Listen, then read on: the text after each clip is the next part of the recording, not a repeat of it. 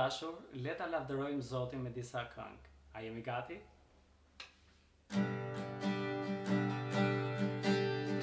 Jesus, Jesus, me mua çdo mëngjes, me mua në çdo mbrëmje.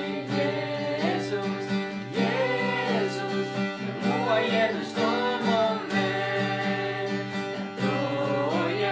Lavdroje çdo mëngjes, lavdroje në çdo mbrëmje. Lavdroje Zotin çdo moment.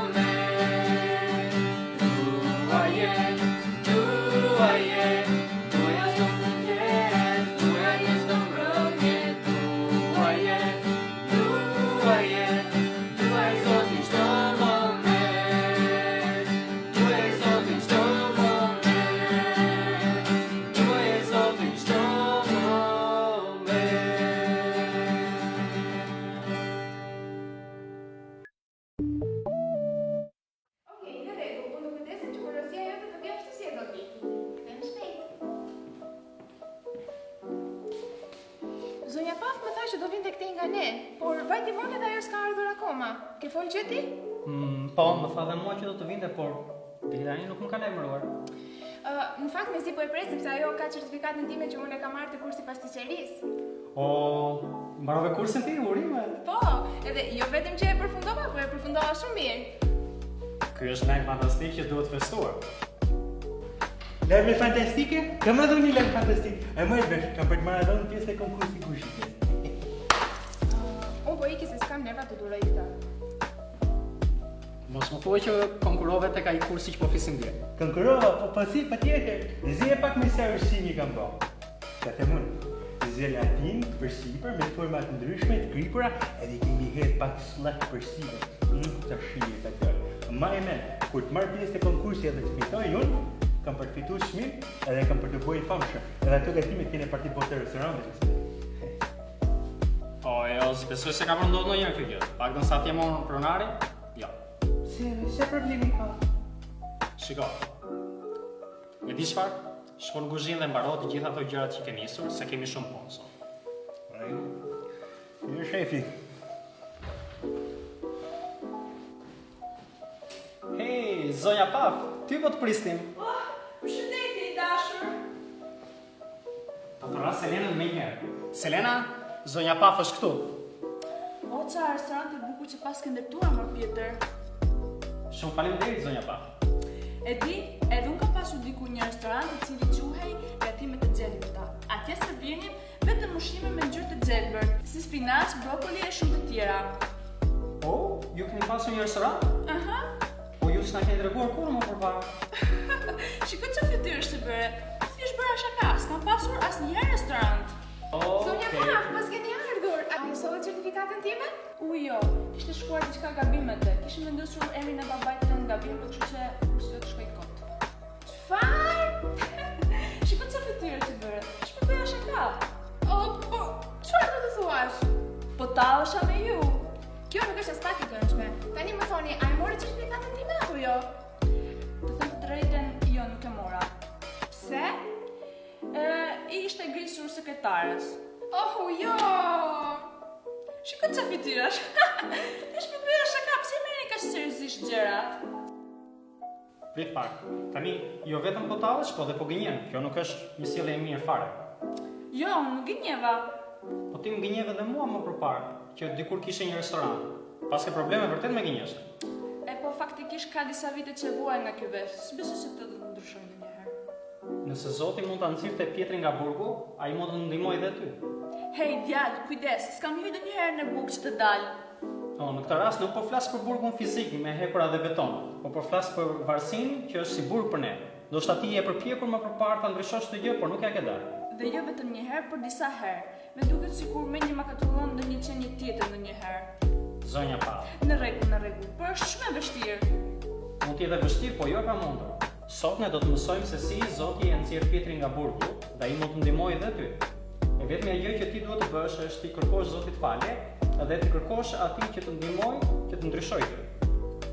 Do ta bëj, me fal besimit time që parë, Selina. S'ka gjë.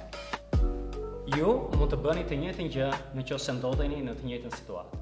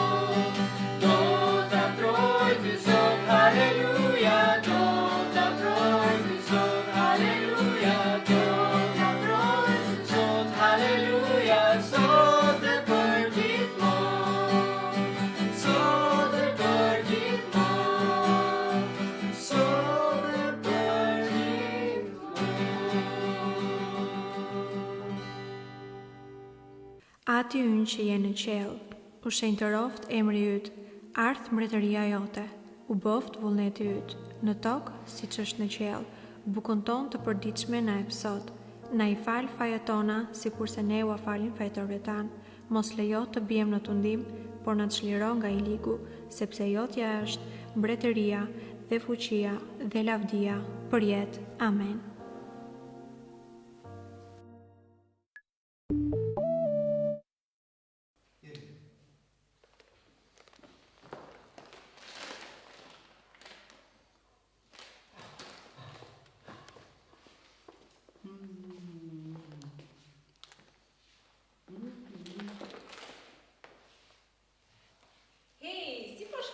Shoku.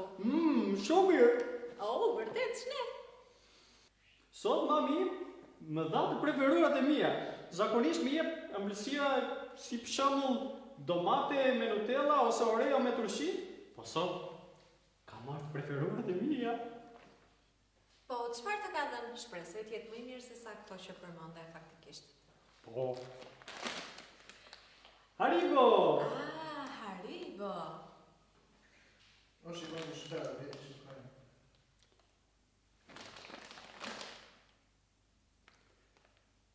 Ç'kemi arush gjelatine?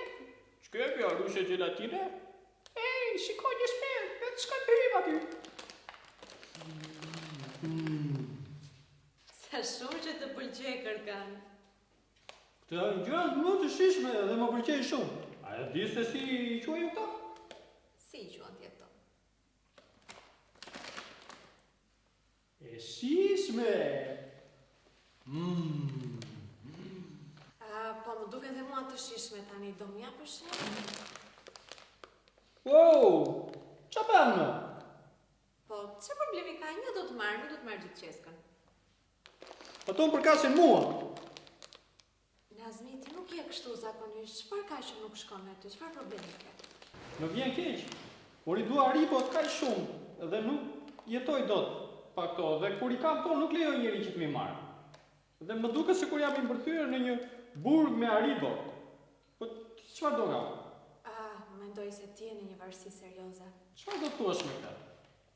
Është sikur jeni në një burg dhe ndjeheni i bllokuar dhe nuk mund të bëni dot asnjë gjë për të dalë. Ndonjëherë mëkati ynë mund na bëjë që të ndihemi të tillë. Pra, në një varësi ose në një burg. Nuk është të thënë që tjetë një burg fizik, por diçka e tillë. Sot ne do të flasim për një moment të jetës së Pjetrit kur ai është në burg dhe për mënyrën se si ai del që aty. Çfarë thua? Që arritët ka përbyer Pjetri? Faktikisht, jo, Pjetri ishte në një burg të vërtet, por ai u lut dhe diçka manitse ndodhi. Nuk mund të tregoj të gjitha tani, por si thua sikur të shkosh të ulesh dhe ta dëgjosh historinë që unë do t'tregoj tani. Mirë? Okej, në rregull. Okej, super. Nga po shkon? Harrova. Keni patur ndonjëherë një varësi në jetën tuaj? Për shembull, një varësi ndaj gënjeshtrës, pra, që ju mund të gënjeni, ose një varësi ndaj vjedhjes. Ju mund të merrni ndonjë stilë laps tek tu aty tek shokët në klasë, ose të flisni fjalë të këqija, ose t'i ktheni fjalën prindërve, ose të bëni thashë theme. Të gjitha këto janë varësi, dhe Zoti nuk do që ne të jetojmë në këto varësi.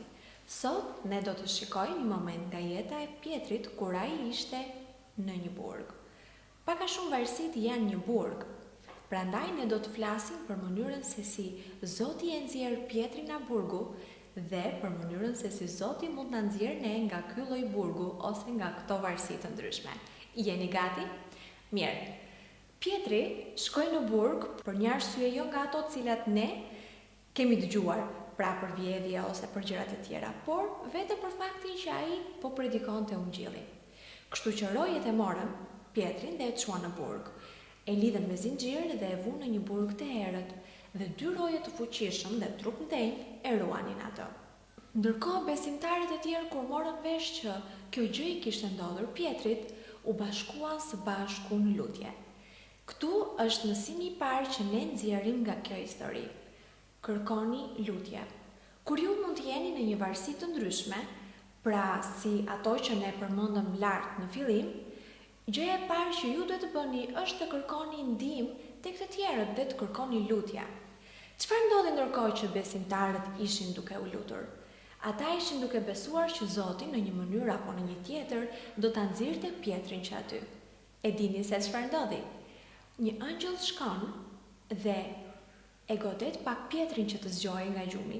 Imagjinoni pak, Pjetri mund të ishte në një gjumë të thellë, duke gërhitur, ose mund të ishte i trembur dhe mund të mos e kishte mendjen fare, por ndërkohë që angjëlli shkon tek ai dhe e godet që ai të zgjohet, Pjetri zgjohet.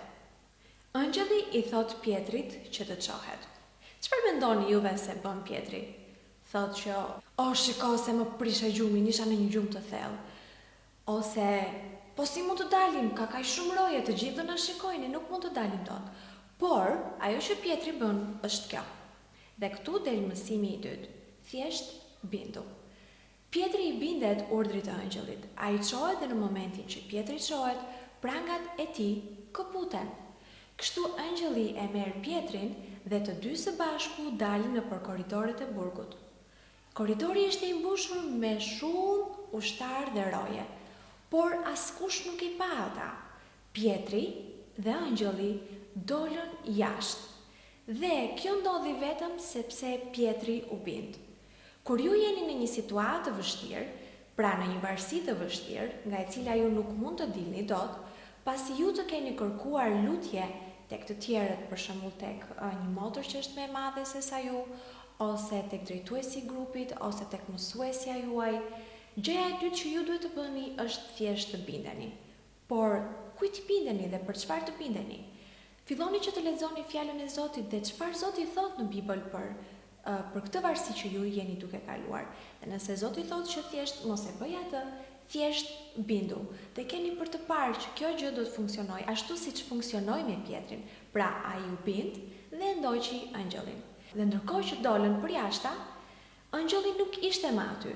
Dhe Pjetri ngeli vetëm. Çfarë mendoni ju se bëri Pjetri? Pa mbrapa dhe tha, isha shumë rehat aty, isha në gjumë, aty ishte errësirë, madje 2 njerëz po më ruanin mua. Jo. Pjetri bëri këtë, dhe ky është mësimi i tretë. Mos shikoni kurrë mbrapa. Pjetri nuk pa mbrapa nga burgu, por ai u largua që aty, iku me vrap që aty. Nëse ju e keni të vështirë që të mos vidhni gjërat, Gjithmonë qëndroni larg këtyre, ose nëse ju duhet diçka, thjesht merrni leje më përpara. Ose nëse ju keni probleme me thashë themi, thjesht përpiquni që ndonjëherë nëse duhet mund të mbani edhe dorën përpara, që të mos bëni thashë themi dhe mos të flisni për të tjerët me të tjerët.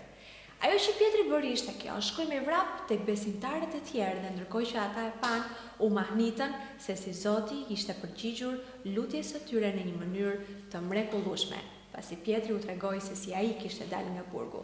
Pra ky ishte mësimi dhe historia për sot. Mos harroni që kur ju të gjeni në një varësi, mos harroni të kërkoni lutje tek të tjerët, kërkoni ndihmë tek të tjerët. E dyta, binduni asaj që Zoti thotë. Nëse Zoti thotë që ju të mos e bëni një gjë, thjesht mos e bëni. Dhe e treta, mos shikoni kur mbrapa, mos u ktheni tek ato që ju bët gabim, mos u ktheni te burgu apo tek varësia juaj. Kjo ishte ajo që kishim përgatitur për ju sot. Shpresoj që t'ju ketë pëlqyer dhe t'ju ketë ndihmuar sidopak. Deri herës tjetër, mirupafshim.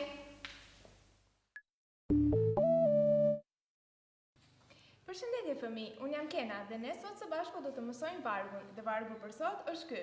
Do ta njihni të vërtetën dhe e vërteta do t'ju bëjë të lirë. Gjoni 8:32.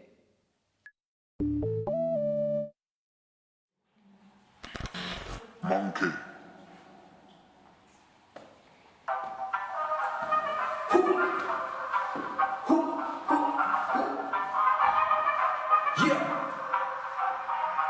Përshëndetje fëmijë, sot kam histori, pjesa është për Pietrin, tek testamenti i ri. Pietri ishte në burg, i lidhur kë me dur, besimtar të fshehur, as pak nuk u fiksoi. Filluan që të lidhte për Pietri, ata menduan ai, nëse s'fondoni, po ja them unë, një përjetoni skandë, ty bën bum. Prandaj fëmijë, në këtë histori njësoj si Pietri, bindu edhe ti, nëse ke vështirësi apo një varësi, mund t'i lutesh Krishtit, dhe bu fillim i ri, largo nga fuqiat që janë në botë. Nisë këti me Krishtin në udhëtimin tënë sot. Yeah, te ancora, ore 6, të të shtu, yeah!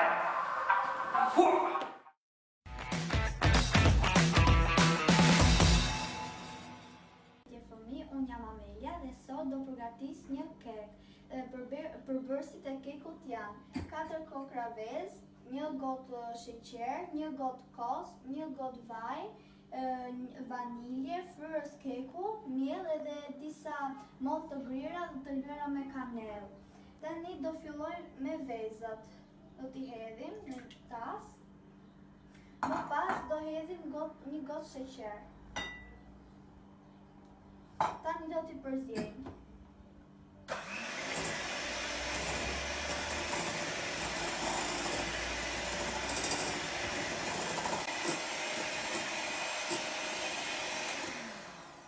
Kemi mbaruar së të përzjeri vezët me kosin, me sheqerin, është koha për të hedhur një kosin me vajin.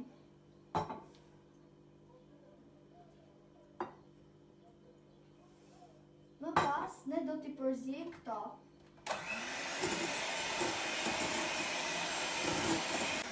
Pasi t'i kemi përzjer, do hedhim vaniljen. Më pas do hedhim fryrsin e kekut.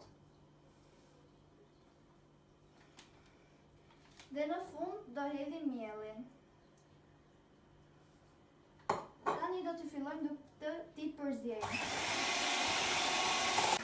Tani fëmijë, unë hodha masën e kekut dhe tani do hedh mollët me rushin e thatë. Dhe tani do t'i përzjejmë.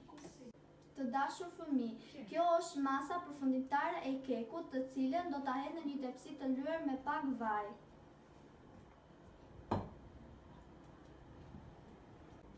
Pasi e hodha në tepsi, do ta pjek në 180 gradë. Të dashur fëmijë, ky ishte përfundimi i kekut. Ne do ta provojmë, por së pari do ta bekojmë.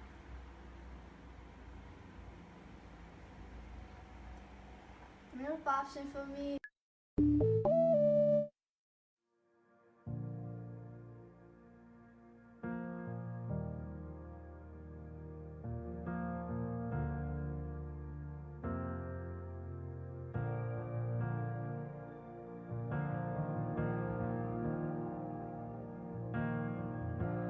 Zoti të bekov dhe të ruaj. Fytyre ti shkëlqet mbi ty, me hir të mbuloj.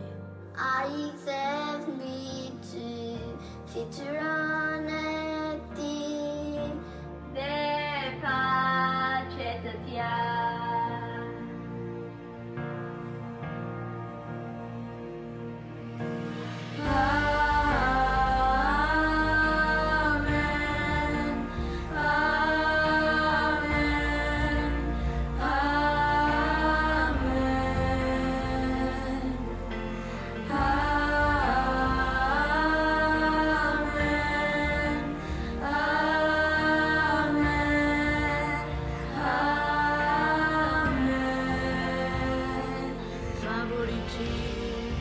Që mbi ty dhe mbi mira gjenerata, mbi familjen, mbi fëmijën, dhe fëmija, pres pas brezi, favoritin.